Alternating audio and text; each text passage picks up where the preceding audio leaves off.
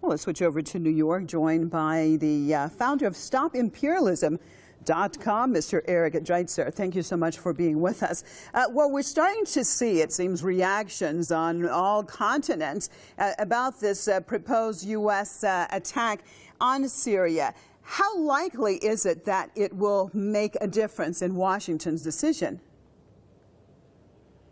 Well, Washington's decisions have never really been based on public opinion. If they were, then we wouldn't even be discussing the issue, because in the United States, approval ratings for a war on Syria are less than 10% at best.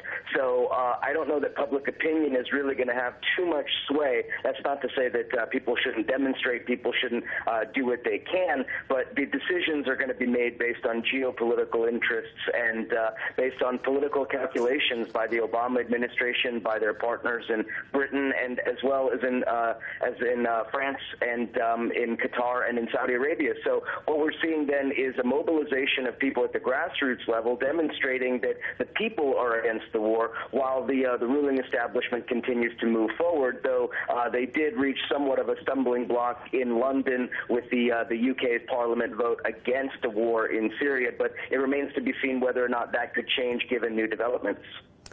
What about the United States? You talk about geopolitical interests. What is positive for the United States to be involved in this situation? We know that there's a continual economic crisis inside of the United States, of course, after fighting wars now for a long time. What is in the United States' interest to lead an attack on Syria? Well, the United States, first and foremost, from a strategic perspective, has long since dreamed of breaking the Shia crescent, and a war against Syria is really a prelude to a war on Iran. An article that I wrote earlier this week to that effect.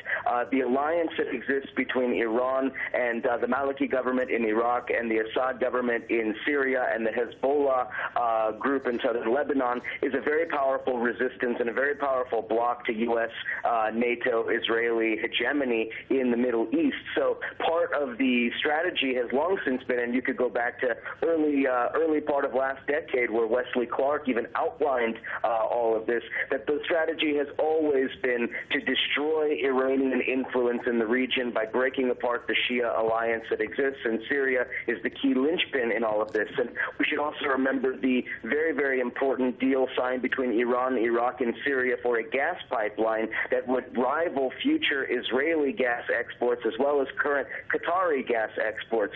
So when we're looking at the war in Syria and the U.S. interest in it, the interest is very simple. Maintain hegemony by depriving the Iranians of a key ally and by breaking apart the region as best they possibly can.